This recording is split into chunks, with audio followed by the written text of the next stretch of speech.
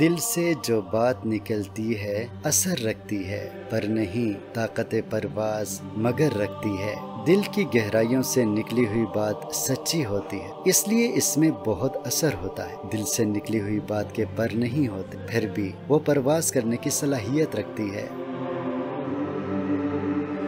قدسی الاصل ہے، رفت پہ نظر رکھتی ہے، خاک سے اٹھتی ہے، گردوں پہ گزر رکھتی ہے۔ دل سے نکلی ہوئی بات چونکہ کھری اور سچی ہوتی ہے، اس لیے وہ پاکیزہ ہوتی ہے، اور پاکیزہ چیزوں کی نظریں بلندی پر ہوتی۔ ایسی سچی بات زمین سے بلند ہو کر آسمانوں سے گزر سکتی ہے۔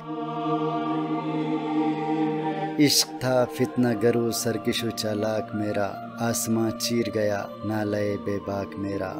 چونکہ اللہ تعالیٰ کے ساتھ میرا عشق بہت گہرا تھا، اس لیے جب میں نے عشق کے جذبے سے سرشار ہو کر شکوہ کیا تو میرا شکوہ آسمان کو چیر کر میرے رب تک جا پہنچا۔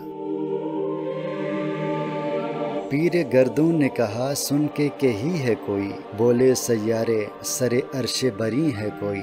جب میرا شکوہ آسمان تک پہنچا تو بوڑھے آسمان نے میرے شکوہ سن کر کہنے لگا کہ یہاں پر کوئی موجود ہے، اور سیارے کہنے لگے کہ اللہ تعالیٰ کے عرش کے اوپر سے آواز آ رہی ہے، اس لیے عرش بری پر کوئی موجود ہے۔ چاند کہتا تھا نہیں اہل زمین ہے کوئی، کہکشاں کہتی تھی پوشیدہ یہی ہے کوئی۔ چاند نے جب میرا شکوہ سنا تو کہنے لگا کہ یہاں پر اور کوئی نہیں بلکہ زمین والا کوئی ہے، اور کہکشاں یعنی ستاروں کی جھرمٹ کا کہنا تھا کہ یہاں شکوے کی آواز تو آ رہی ہے لیکن کسی مخلوق کا پتہ نہیں ہے، اس لیے یہاں کوئی چھپا بیٹھا ہے۔ کچھ جو سمجھا میرے شکوے کو تو رضوان سمجھا، مجھ کو جنت سے نکالا ہوا انسان سمجھا۔ جس مخلوق نے میرے شکوے کو سمجھا وہ جنت کا نگران فرشتہ رضوان تھا۔ وہ سمجھ گیا کہ شکوہ کرنے والا وہی انسان ہے جسے ایک گناہ کی وجہ سے جنت سے نکالا گیا تھا۔ تھی فرشتوں کو بھی حیرت کہ یہ آواز ہے کیا، عرش والوں پہ بھی کھلتا نہیں یہ راز ہے کیا۔ میری شکوے کی صدا سن کر فرشتے بھی حیرت زدہ تھے کہ آخر یہ آواز کہاں سے آ رہی ہے۔ عرش پر جو فرشتے موجود تھے وہ بھی اس راز سے واقف نہیں تھے۔ تاثر عرش بھی انسان کی تگ و تاز ہے کیا، آ گئی خاک کی چٹکی کو بھی پرواز ہے کیا۔ فرشتے سوچ رہے تھے کہ انسان کی آواز عرش سے آ رہی ہے، کیا انسان عرش پر بھی چہل قدمی شروع کی ہے؟ یہ جو مٹھی بھر خاک سے انسان کو تخلیق کیا گیا ہے، کیا اس کو پرواز کرنا بھی آ گیا جو عرش تک جا پہنچا؟ غافل آداب سے سکان زمین کیسے ہیں، شوخ و گستاخ یہ پستی کے مکین کیسے ہیں۔ فرشتے کہنے لگے کہ زمین کے رہنے والے انسان آداب و احترام سے بے خبر ہیں، یہ انتہائی گستاخ اور بے ادب ہیں جو اللہ تعالیٰ کے ساتھ بے ادبی کرتے ہیں۔ اس قدر شوخ کہ اللہ سے بھی برہم ہے، تھا جو مسجود ملائک یہ وہی آدم ہے۔ یہ انسان اس قدر بے ادب ہے کہ اللہ سے بھی ناراض ہو جاتے ہیں۔ یہ تو وہی انسان ہے جس کے آگے سجدہ کرنے کا حکم فرشتوں کو دے دیا گیا تھا، آج یہ انسان اللہ کے اس احسان کو بھلا چکا ہے۔ عالم کیف ہے دانائے رموز کم ہے، ہاں مگر عجز کے اسرار سے نامحرم ہے۔ انسان جو کیفیت کا بھی عالم ہے اور کمیت کا بھی، لیکن اس علم کے باوجود عاجزی کی خوبیوں سے بے خبر ہے۔ ناز ہے طاقت گفتار پہ انسانوں کو، بات کرنے کا سلیقہ نہیں نادانوں کو۔ انسان کو ہمیشہ اپنے بولنے اور تقریر کرنے کی صلاحیت پر فخر رہا ہے، لیکن آج پتہ چلا کہ ان نادانوں کو بات کرنے کا سلیقہ بھی نہیں آتا۔ آئی آواز غم انگیز ہے افسانہ تیرا، اشک بے تاب سے لبریز ہے پیمانہ تیرا۔ فرشتوں اور آسمانی مخلوق کی بات چیت جاری تھی کہ اتنے میں اللہ تعالیٰ کی آواز آئی کہ اے انسان تیری کہانی بہت دردناک ہے اور غموں کی وجہ سے تیری آنکھیں آنسوؤں سے بھری ہوئی ہیں۔ آسماں گیر ہوا نعرہ مستانہ تیرا، کس قدر شوخ زباں ہے دل دیوانہ تیرا۔ تو نے ایک جنون کے ساتھ جو شکوہ کیا وہ شکوہ آسمانوں کو چیر کر مجھ تک پہنچ چکا ہے۔ غموں اور دکھوں کی وجہ سے تمہارا دل دیوانہ ہو چکا ہے، اس لیے تیری زبان میں شوخی یعنی بے ادبی آ گئی ہے۔ شکر شکوے کو کیا حسن ادا سے تو نے، ہم سخن کر دیا بندوں کو خدا سے تو نے۔ تم نے اپنی بات اور فریاد کو بہت احسن انداز سے اپنے رب تک پہنچا دیا ہے۔ اس طرز سے تو نے انسان اور خدا کو آپس میں ہم کلام کر دیا ہے۔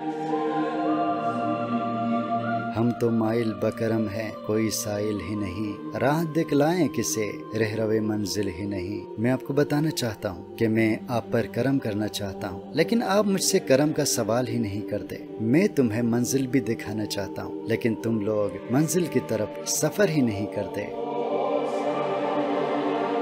تربیت عام تو ہے جو ہر قابل ہی نہیں، جس سے تعمیر ہو آدم کی یہ وہ گل ہی نہیں۔ میری طرف سے تربیت تو عام ہے، لیکن تم لوگوں میں وہ صلاحیت نہیں کہ اس تربیت سے فیض حاصل کر سکو۔ سچ پوچھو تو تم میں حضرت آدم علیہ السلام کی کوئی خوبی نہیں۔ میں نے جس مٹی سے آدم کو تخلیق کیا تھا تم وہ مٹی نہیں ہو۔ کوئی قابل ہو تو ہم شانے کئی دیتے ہیں، ڈھونڈنے والوں کو دنیا بھی نئی دیتے ہیں۔ کسی انسان میں اگر صلاحیت اور جرت ہو تو ہم اسے ایرانی بادشاہوں کی شان و شوکت دے دیتے ہیں۔ جو لوگ تلاش و جستجو کرتے ہیں ان کو نئی نئی دنیایں عطا کرتے ہیں۔ ہاتھ بے زور ہیں الحاظ سے دل خوگر ہیں، امتی باعث رسوائی پیغمبر ہیں۔ افسوس کی بات ہے کہ موجودہ دور کے مسلمانوں کے ہاتھ کمزور ہیں، وہ بہادری کا مظاہرہ نہیں کر سکتے، ان کے دلوں میں کفر بس چکا ہے۔ اسی لیے موجودہ دور کی امت اپنے پیغمبر کے لیے بھی شرمندگی کا باعث ہے۔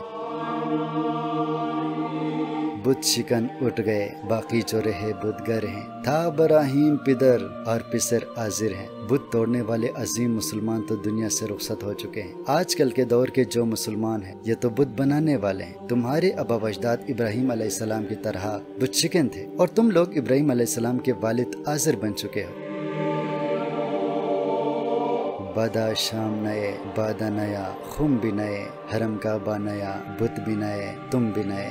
موجودہ دور میں شراب پینے والے، شراب کے برتن، کعبہ اور بت، ہر چیز نئی بن چکی ہے۔ مراد یہ ہے کہ موجودہ دور کے مسلمان اپنے بزرگوں کے نقش قدم پر چلنے کی بجائے اپنے لیے نئے نئے طریقے تلاش کر لیے ہیں۔ وہ بھی دن تھے کہ یہی مایہ رانائی تھا، نازش موسم گل لالے صحرائی تھا۔ ایک زمانہ تھا کہ مسلمان اللہ کے سچے عاشق تھے اور اللہ تعالیٰ کی عبادت کرتے تھے۔ ابتدائی دور کے مسلمان اپنے رب پر فخر کیا کرتے تھے۔ جو مسلمان تھا اللہ کا سودائی تھا، کبھی محبوب تمہارا یہی ہر جائی تھا۔ جتنے بھی مسلمان تھے وہ اللہ کے دیوانے تھے، جسے تم ہر جائی کہہ رہے ہو۔ یہی ہر جائی کسی دور میں مسلمان کا محبوب تھا۔ کسی یکجائی سے اب عہد غلامی کر لو، ملت احمد مرسل کو مقامی کر لو۔ پھر بھی اگر میری صفات سے بدزنی کا اظہار کرتے ہو تو جاؤ کسی جامع شخصیت کے ہاتھ پر بیعت کر لو اور ان حضرت کی نبوت کو محدود کر کے کسی ایک مقام سے وابستہ کر لو۔ کس قدر تم پہ گراں صبح کی بیداری ہے، ہم سے کب پیار ہے، ہاں نیند تمہیں پیاری ہے۔ اے مسلمان، ہم جانتے ہیں کہ صبح کے وقت بیدار ہونا تمہارے لیے بہت مشکل ہے۔ اگر ہم سے محبت ہوتی تو تم فجر کے وقت اٹھ کر ہمیں یاد کرتے، تم سوتے رہتے ہو، اس لیے تمہیں ہم سے زیادہ نیند پیاری ہے۔ تب آزاد پہ قید رمضان بھاری ہے، تم ہی کہہ دو یہی آئین وفاداری ہے۔ تمہارے مزاج پر رمضان کے روزے بھاری ہیں، اس لیے تم نے رمضان کے روزے بھی چھوڑ دیے ہیں۔ اب تم ہی بتاؤ کیا یہ وفاداری ہے؟ قوم مذہب سے ہے مذہب جو نہیں تم بھی نہیں، جذب باہم جو نہیں محفل انجم بھی نہیں۔ قوم مذہب کی بنیاد پر ترتیب پاتی ہے، اگر مذہب نہیں تو وہ قوم ہی نہیں۔ تم لوگوں کی حیثیت بھی بے معنی ہے۔ اس کی مثال ستاروں سے دی جا سکتی کہ یکجا ہو کر وہ ایک جھرمٹ کی شکل اختیار کر لیتے ہیں۔ جن کو آتا نہیں دنیا میں کوئی فن تم ہو، نہیں جس قوم کو پروائے نشیمن تم ہو۔ اے مسلمان قوم، دنیا میں تم ایک ایسی قوم بن چکے ہو جسے کوئی فن نہیں آتا، اور جس قوم کو اپنے نشیمن کی کوئی پرواہ نہیں، وہ قوم تم ہو۔ بجلیاں جس میں ہوں آسودہ وہ خرمن تم ہو، بیچ کھاتے ہیں جو اسلاف کے مدفن تم ہو۔ تمہارے نشیمن پر تو بجلیاں بھی بڑی آسانی سے گر سکتی ہیں، یعنی تم اس قدر کمزور واقع ہوئے ہو کہ دشمن کسی بھی وقت تمہیں زیر کر سکتے، اور تو اور تم لوگ اپنے اسلاف کے مقبروں کو بھی بیچ کھاتے ہو نیکو نام جو قبروں کی تجارت کر کے، کیا نہ بیچو گے جو مل جائیں صنم پتھر کے۔ ذرا غور تو کرو کہ جب تم اس عمل میں کوئی قباحت محسوس نہیں کرتے تو تمہیں بت فروشی میں کیا عار محسوس ہوگا۔ صفحۂ دہر سے باطل کو مٹایا کس نے، نوغ انسان کو غلامی سے چھڑایا کس نے، دنیا سے کفر کو کس نے ختم کیا، اور وہ کون تھے جنہوں نے انسان کو غلامی سے آزاد کیا۔ میرے کعبے کو جبینوں سے بسایا کس نے، میرے قرآن کو سینوں سے لگایا کس نے، وہ کون سی قوم تھی جس نے میرے کعبے کو سجدوں کے ذریعے آباد کیا اور میرے قرآن کو سینے سے لگا کر اس پر عمل کیا۔ تھے تو ابا وہ تمہارے مگر تم کیا ہو، ہاتھ پہ ہاتھ دھرے منتظر فردا ہو، تمہیں بتا دوں کہ وہ تم نہیں ہو، وہ تو تمہارے ابا و اجداد تھے۔ تمہاری حیثیت یہ ہے کہ تم ہاتھ پہ ہاتھ رکھے کل کا انتظار کر رہے ہو۔ کیا کہا بہر مسلماں ہے فقط وعدہ حور، شکوہ بے جا بھی کرے کوئی تو لازم ہے شعور۔ یہ تم نے کیا کہہ دیا کہ ہم نے مسلمانوں کے ساتھ صرف حوروں کا وعدہ کر رکھا ہے؟ یاد رکھیں، اگر کوئی شکوہ بھی کرتا ہے تو اسے چاہیے کہ اپنے عقل و شعور استعمال کرے۔ عدل ہے فاتر ہستی کا ازل سے دستور، مسلم آئی ہوا کافر تو ملے حور و قصور۔ ہمیشہ سے ہمارا دستور ہے کہ انسانوں کے ساتھ انصاف کرتے ہیں۔ اگر کافر مسلمانوں کے طریقے پر چلے، محنت و جدوجہد کرے تو اسے دولت و شہرت ضرور ملے گی۔ تم میں حوروں کا کوئی چاہنے والا ہی نہیں، جلوہ طور تو موجود ہے موسیٰ ہی نہیں۔ اے مسلمانوں، تم میں حوروں کا چاہنے والا کوئی نہیں ہے، اگر ہوتا تو اسی طرح عمل بھی کرتا۔ ہمارے معجزے آج بھی موجود ہیں، لیکن موسیٰ کی طرح کوئی انسان تو ہو۔ منفعت ایک ہے اس قوم کا، نقصان بھی ایک ہی سب کا نبی، دین بھی ایمان بھی ایک۔ اے مسلمانوں، تمہاری جو قوم ہے اس کا نفع و نقصان بھی سب کے لیے یکساں ہے، سب کا نبی بھی، دین بھی اور اسلام بھی ایک ہے۔ ان کے حوالے سے کسی فرقے یا قبیلے میں امتیاز کا تصور بھی نہیں کیا جا سکتا۔ حرم پاک بھی، اللہ بھی، قرآن بھی ایک، کچھ بڑی بات تھی ہوتے جو مسلمان بھی ایک۔ تمہارا تو خانہ کعبہ بھی سب کے لیے ایک ہی، پالنے والا اور قرآن بھی ایک ہی ہے۔ یہ کتنی بڑی بات ہوتی جو مسلمان سب کے سب ایک ہو جاتے۔ فرقہ بندی ہے کہیں اور کہیں ذاتیں ہیں، کیا زمانے میں پنپنے کی یہی باتیں ہیں، جبکہ وہ تو گروہ در گروہ بٹے ہوئے ہیں۔ حالانکہ ان کے نفع نقصان کے علاوہ نبی، دین، حرم پاک، خدا اور قرآن سب کے لیے ایک ہے۔ اس کے باوجود ملت اسلامیہ میں کہیں تو لوگ فرقوں میں بٹے ہوئے ہیں اور کہیں ذاتوں میں تقسیم ہو گئے ہیں۔ ذرا یہ تو بتاؤ کہ کیا انہی حالات میں کوئی قوم پنپ سکتی ہے؟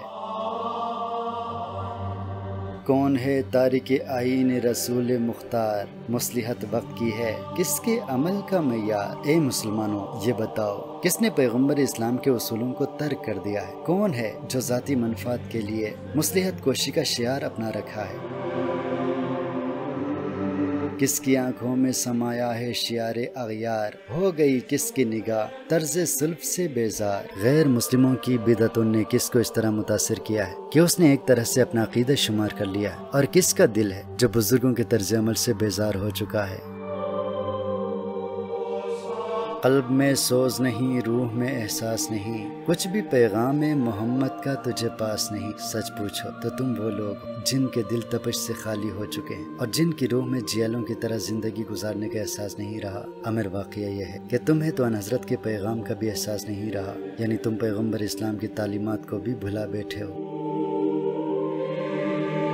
جا کے ہوتے ہیں مساجد میں سفرا تو غریب، زحمت روزہ جو کرتے ہیں گوارا تو غریب۔ افسوس کی بات ہے کہ اس دور کے عمراء ہماری عبادت نہیں کرتے، مساجد میں نماز کے لیے کھڑے ہونے والے غریب ہوتے اور روزے کی تکلیف بھی غریب ہی برداشت کرتے ہیں۔ نام لیتا ہے اگر کوئی ہمارا تو غریب، پردہ رکھتا ہے اگر کوئی تمہارا۔ اگر کوئی خدا کا نام لیتا ہے تو وہ بھی غریب ہے۔ اگر کسی نے اپنے عمل سے تمہارا اور ملت اسلامیہ کا بھرم رکھا ہے تو وہ غریب ہی ہے۔ عمرہ نشے دولت میں ہے غافل ہم سے، زندہ ہے ملت بیزا غربا کے دم سے۔ جو عمرہ ہیں وہ دولت کے نشے میں ہم سے غافل ہو چکے ہیں۔ اسلام تو غریب لوگوں کی وجہ سے زندہ ہے۔ وائس قوم کی وہ پختہ خیالی نہ رہی، برق طبی نہ رہی، شعلہ مقالی نہ رہی۔ قوم کو جو لوگ واعظ و نصیحت کرتے رہتے ہیں دیکھا جائے تو ان میں پختہ خیالی کا فقدان ہے، نہ ان کی طبیعتوں میں بجلی کی سی تڑپ ہے، نہ ہی گفتگو میں کسی قسم کی تاثیر پائی جاتی۔ وہ شعلہ بیانی کا جوہر دیکھا جائے تو مفقود ہو چکا ہے۔ رہ گئی رسم اذان روح بلالی نہ رہی، فلسفہ رہ گیا تلقین غزالی نہ رہی۔ اذان کی رسم تو موجود ہے لیکن وہ درد، وہ سوز اور اثر نہیں رہا جس طرح بلال کے اذان میں اثر ہوتا تھا۔ فلسفہ تو موجود ہے لیکن غزالی کی طرح فلسفے کو بیان کرنے والے ناپید ہو چکے ہیں۔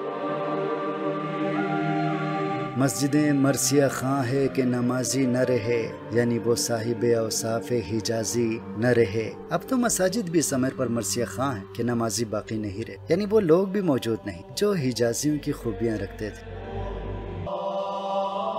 شور ہے ہو گئے دنیا سے مسلمان نابود، ہم یہ کہتے ہیں کہ تھے بھی کہیں مسلمان موجود۔ ہر طرف اس امر کا شور و غوغا عام ہے کہ اس دنیا میں جہاں تک مسلمانوں کا تعلق ہے بحیثیت قوم اب ناپید ہو چکے ہیں، جبکہ ہمارا موقف یہ ہے کہ کیا کہیں کسی مقام پر مسلمان موجود بھی تھے؟ وضع میں تم ہو نصارا تو تمدن میں ہنود، یہ مسلمان ہیں جنہیں دیکھ کے شرمائے یہود۔ اس لیے اے مسلمان دیکھا جائے تو تم وضع قطع میں تو عیسائیوں کے اور رہن سہن کے حوالے سے ہندوؤں کے پیروکار نظر آتے ہو۔ سچ پوچھو تو تم ایسے مسلمان ہو جنہیں دیکھ کر یہودی بھی شرما کر رہ جائیں۔ یوں تو سید بھی ہو، مرزا بھی ہو، افغان بھی ہو، تم سبھی کچھ ہو، بتاؤ تو مسلمان بھی ہو۔ یہ مسلم ہے کہ ذات پات کے حساب سے تو تم میں سید بھی موجود ہے، مرزا بھی، افغان بھی ہے، لیکن ذرا یہ تو بتاؤ کہ سبھی کچھ ہونے کے باوجود کیا تم مسلمان بھی ہو؟ دم تقریر تھی مسلم کی صداقت بے باک، عدل اس کا تھا قوی لو سے مراز سے پاک۔ وہ وقت بھی تھا جب خطاب کے دوران مسلمان مقرر کی تقریر صداقت اور جرأت و بے باکی کی آئینہ دار ہوا کرتی تھی۔ عدل و انصاف کے دوران ہر قسم کی رعایتوں سے گریز کیا کرتے تھے۔ شجر فطرت مسلم تھا حیا سے نمناک، تھا شجاعت میں وہ ایک ہستی فوق الادراک۔ وہ فطری اعتبار سے اس درخت کی مانند تھی جو سدا نم آلود رہتا ہے۔ شرم و حیا اس کے زیور تھے۔ جہاں تک جرأت و شجاعت کا تعلق ہے اس کی صلاحیتوں کا عقل و شعور تصور بھی نہیں کر سکتا۔ خود گدازی نم کیفیت سے بائش بود، خالی از خویش شدن صورت مینائش بود۔ محمد صلی اللہ علیہ وآلہ وسلم کے صحابی باہم ایثار سے کام لیتے تھے، دوسروں کے دکھ درد کو اپنا دکھ درد سمجھتے تھے، ہمیشہ ضرورت مندوں کے کام آتے اور اپنے عمل کو ذاتی مفادات سے آلودہ نہیں کرتے تھے۔ ہر مسلمان رگ باطل کے لیے نشتر تھا، اس کے آئینے ہستی میں عمل جوہر تھا۔ اس عہد میں صورت یہ تھی کہ ہر مسلمان کفر و باطل کے سینوں میں نشتر کی مانند تھا، ان میں ہر ایک کے کردار میں عمل بنیادی جوہر کی حیثیت رکھتا تھا۔ جو بھروسہ تھا اسے قوت بازو پر تھا، ہے تمہیں موت کا ڈر اس کو خدا کا ڈر تھا۔ انہیں اگر کسی پر بھروسہ بھی تھا تو اپنے قوت بازو پر تھا۔ حقیقت یہ ہے کہ عصر موجود کے مسلمانوں کو تو محض موت سے ڈر لگتا ہے، جبکہ ماضی کے مسلمان اللہ سے ڈرتے تھے۔ باپ کا علم نہ بیٹے کو اگر ازبر ہو، پھر پسر قابل میراث سے پدر کیوں کر ہو۔ سو یہ بتاؤ کہ اگر بیٹے کو باپ کی علمیت کا ادراک نہ ہو، اس صورت میں وہ کیسے باپ کا وارث بن سکتا ہے؟ ہر کوئی مست مئے ذوق تن آسانی ہے، تم مسلمان ہو یہ انداز مسلمانی ہے۔ موجودہ دور کے مسلمان تن آسان بن گئے ہیں اور سستی کے نشے میں مست ہیں۔ اے مسلمانوں تم ہی بتاؤ کیا یہ مسلمانوں کا طور طریقہ ہے؟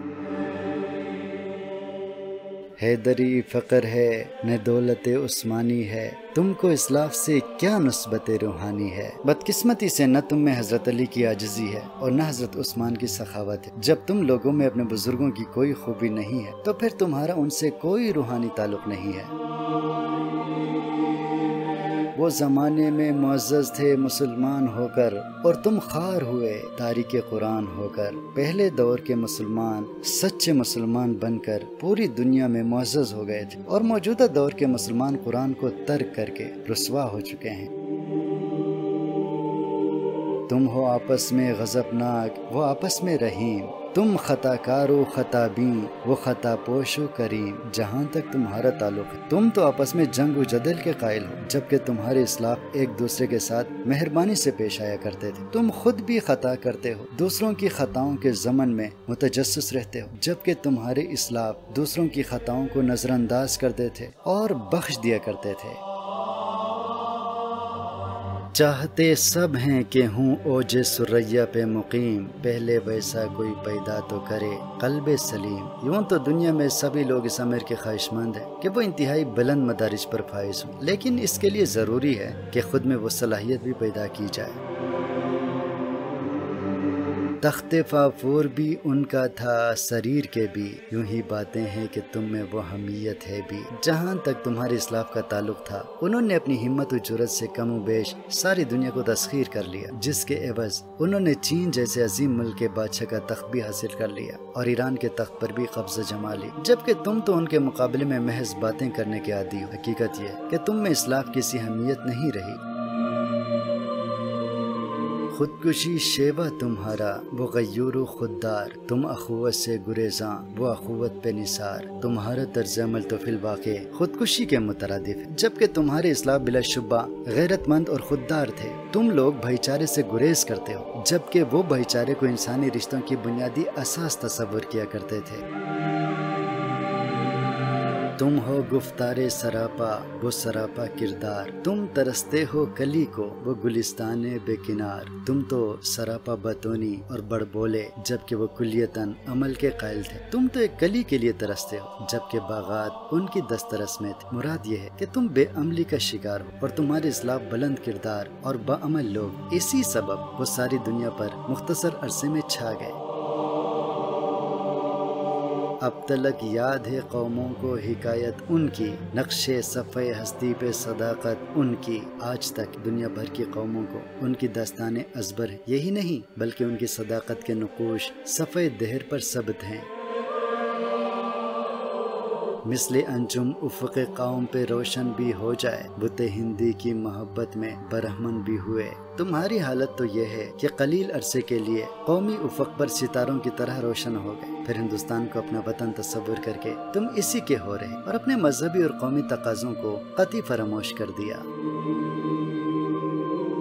شوق پرواز میں مہجور نشیمن بھی ہوئے، بے عمل تھے ہی جواں، دین سے بزن بھی ہوئے۔ دوسرے مقامات پر جانے کے لیے پر تولے تو گھر کو بھی تج دیا۔ تمہارے جو جوان سال فرزند تمہاری ہی طرح بے عمل تو تھے، دیکھا دیکھی دین سے بھی بزن ہو گئے۔ ان کو تہذیب نے ہر بند سے آزاد کیا، لاکے کعبے سے صنم خانے میں آباد کیا۔ یہ وہی لوگ تھے جنہیں جدید تہذیب نے راہ سے بھٹکا دی، پھر مادر پدر آزادی کے جویا بن گئے۔ حد تو یہ ہے کہ کعبے کو چھوڑ کر انہوں نے بت خانے کو آباد کر لیا۔ مراد یہی کہ انہیں ان اسلاف کی عظمت و کردار کا پاس رہا، نہ ہی وہ مذہبی اصولوں اور تعلیمات کے ہی قائل رہے۔ خیز زحمت کش تنہائی صحرا نہ رہے، شہر کی کھائے ہوا بعد یہ پیما نہ رہے۔ عصر حاضر کے قیس کی مانند عاشق صادق ہونے کا دعویٰ تو کرتے ہیں، لیکن کسی نوع کی بھی سختی اٹھانے سے گریز کرتے ہیں۔ شہری زندگی اس لیے زیادہ پسند کرتے ہیں کہ یہاں کی زندگی عیش و عشرت سے مزین ہے۔ یہ عشق کے دعوے دار صحرا نوردی کے قریب نہیں بھٹکتے۔ وہ تو دیوانہ ہے بستی میں رہے یا نہ رہے، یہ ضروری ہے حجاب رخ لیلا نہ رہے۔ اس کے برعکس اس نظریے کے قائل ہیں کہ قیس تو دیوانہ تھا، وہ خاص شہر میں بدو باش اختیار کرتا یا صحرا کی ریت پھانکتا، اس سے کیا فرق پڑ سکتا تھا؟ البتہ لیلا کو اس عشق میں جو صعوبتیں اٹھانا پڑی ان کا خاتمہ ضروری ہے۔ گلے جور نہ ہو، شکوے بیداد نہ ہو، عشق آزاد ہے کیوں حسن بھی آزاد نہ ہو۔ یہ نوجوان تو ایسی زندگی چاہتے ہیں جس میں عشق کی طرح حسن بھی آزاد ہو۔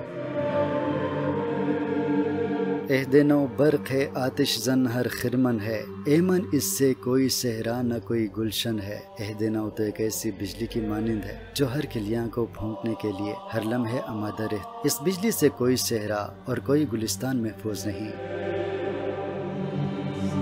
اس نئی آگ کا اقوام کہن ایندھن ہے، ملت ختم رسول شعلہ بپیرہن ہے۔ اور سچ پوچھئے تو نئی تہذیب ایسی آگ کی طرح ہے جس کا ایندھن قدامت پرست اقوام کو قرار دیا جا سکے، جس کے سبب نبی آخر الزمان کی امت کا پیراہن جل کر راکھ ہو رہا ہے۔ مقصد یہ ہے کہ جو قدامت پرست اقوام نئے زمانے کا ساتھ دینے سے آ رہی ہیں، وہ ان کو ختم کرنے پر تلا ہوا ہے۔ آج بھی ہو جو براہیم کا ایمان پیدا، آگ کر سکتی ہے انداز گلستان پیدا۔ اس ساری صورتحال کے سبب مسلمانوں کو پریشان نہیں ہونا چاہیے، اس لیے کہ آج بھی ان میں حضرت ابراہیم علیہ السلام جیسے پیغمبروں کا عقیدہ پیدا ہو جائے تو پھر ان کے عہد کی طرح آگ گلستان میں تبدیل ہو سکتی ہے۔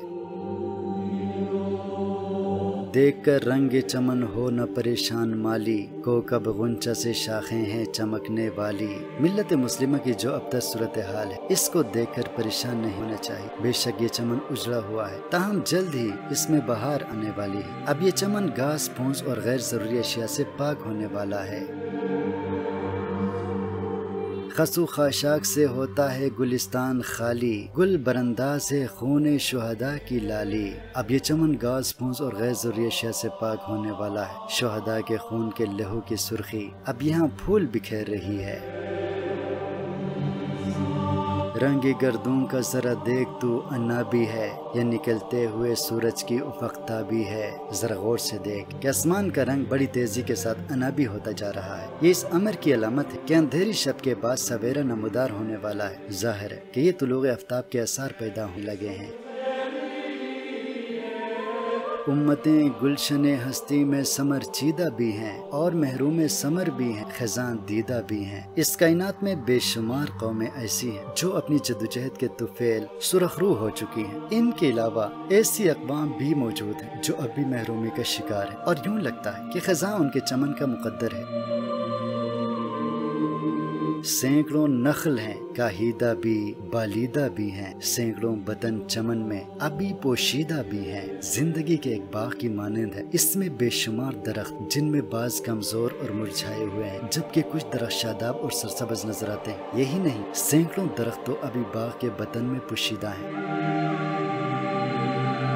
نخل اسلام نمونہ ہے برومندی کا، پھل ہے یہ سینکڑوں صدیوں کی چمن بندی کا۔ لیکن ان سب کے مقابلے میں شجر اسلام پھلنے پھولنے کے حوالے سے مثالی حیثیت کا حامل ہے، کیوں نہ ہو، جبکہ یہ صدیوں کی کاوش کا ثمر ہے۔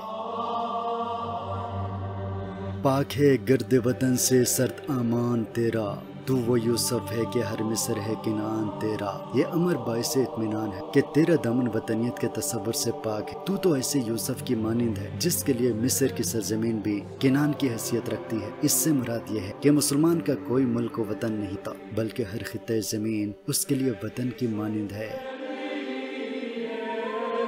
قافلہ ہو نہ سکے گا کبھی ویران تیرا، غیر ایک بانگ درا کچھ نہیں سامان تیرا۔ اسی واسطے تیرا قافلہ کہیں رکے بغیر منزل کی جانب گامزن رہے گا، اس لیے کہ تو نے اپنے آپ کو ہر نوع کے ساز و سامان سے بے نیاز رکھا ہے۔ نخل شمع استی و در شعلہ دو ریشہ تو، عاقبت سوز بوز سائے اندیشہ تو۔ اے مسلمان، تیری مثال تو ایک ایسی موم بتی کی طرح ہے جس میں دھاگا ایک رشتے کے مانند شعلے میں دوڑتا ہے۔ تیرے فکر و خیال کا عکس بھی اسی طرح دل انسان میں سوز اور تپش پیدا کرے گا۔ تو نہ مٹ جائے گا ایران کے مٹ جانے سے، نشے میں کو تعلق نہیں پیمانے سے۔ اے مسلمان قوم، ایران کے مٹ جانے سے تیری حیثیت میں کوئی فرق نہیں پڑے گا۔ جس طرح شراب کے نشے کو کسی خاص برتن سے کوئی تعلق نہیں ہوتا، اسی طرح خود کو اس دنیا میں کسی خاص خطے سے وابستہ مت کرو۔ تم جہاں بھی رہو گے اپنے ایمان و یقین کی دولت سے زندہ رہو گے۔ ہے ایاں یورش تاتار کے افسانے سے، پاسباں مل گئے کعبے کو صنم خانے سے۔ تاتاریوں کے حملے کی کہانی سے یہ بات ایاں ہو جاتی ہے کہ کافروں ہی میں سے ایسے لوگ سامنے آئے جو کعبے کی نگہبانی کرنے لگے۔ کشتی حق کا زمانے میں سہارا تو ہے، عصر نو رات ہے دھندلا سا ستارہ تو ہے۔ اے مسلمان، اس دنیا میں حق کی کشتی کا سہارا تم ہی ہو، یعنی تم ہی اس دنیا میں حق و سچ کو عام کرو گے۔ یہ دور تو تاریک رات کی طرح ہے، اور اس تاریک رات میں مسلمان ایک ستارے کی مانند ہے جو لوگوں کی رہنمائی کرے گا۔ ہے جو ہنگامہ بپا یورش بلغاری کا، غافلوں کے لیے پیغام ہے بیداری کا۔ ترکوں پر بلغاریہ کے عساکر نے جو یلغار کر رکھی ہے، وہ تم لوگوں کے لیے جو غفلت کی نیند سو رہے ہو بیداری کا پیغام ہے۔ تو سمجھتا ہے یہ سامان ہے دل آزاری کا، امتحان ہے تیرے ایثار کی خودداری کا۔ تیرا خیال ہے کہ ان حملوں کے باعث تیری دل آزاری مقصود ہے، نہیں، یہ تو دراصل تیری ایثار اور تیری خودداری کا امتحان ہے۔ کیوں ہراساں ہے سہیل فرس آدا سے، نور حق بجھ نہ سکے گا نفس آدا سے۔ نہ جانے تو دشمنوں کے گوروں کے ہنہناٹ سے خوفزدہ کیوں ہو رہا ہے، ذرا بنظر غائر دیکھیں تو تجھے خود ہی پتہ چل جائے گا کہ دشمنوں کی پھونکوں سے حق کا چراغ نہیں بجھ سکتا۔ چشم اقوام سے مخفی ہے حقیقت تیری، ہے ابھی محفل ہستی کو ضرورت تیری۔ تو کیا ہے اور تیری حقیقت کیا ہے، یہ سب تو ابھی دوسرے اقوام کی نگاہوں سے چھپا ہوا راز ہے، ورنہ امر واقعہ تو یہ ہے کہ ابھی اس دنیا کو تیری ضرورت ہے۔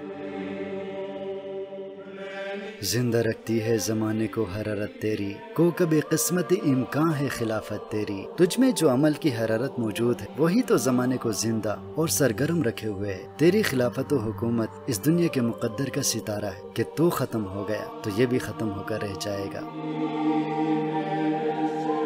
وقت فرصت ہے کہاں کام ابھی باقی ہے، نور توحید کا اتمام ابھی باقی ہے۔ اے مسلمان اٹھ، سرگرم عمل ہو کہ فرصت کا وقت نہیں۔ رب ذوالجلال نے تجھے جو ذمہ داری سونپی ہے اس کی تکمیل تیرا فرض ہے۔ خدا کی وحدانیت کو عام کرنے کا کام باقی ہے۔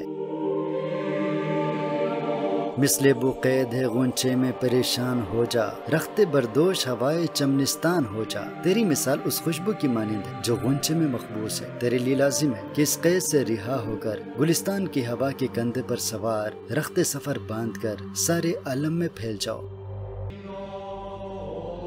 ہے تنک مایا تو ذرے سے بیاباں ہو جا، نغمے موج ہے ہنگامے طوفان ہو جا۔ اگر تو بے بزاد اور بے معلوم منال ہے تو ایسی صلاحیت پیدا کر کہ ذرے سے بیاباں میں تبدیل ہو جائے، اور اگر دریا کی موج کے نغمے کے مماثل ہے تو اس حیثیت کو ترک کر کے طوفان کے ہنگامے کی شکل اختیار کر۔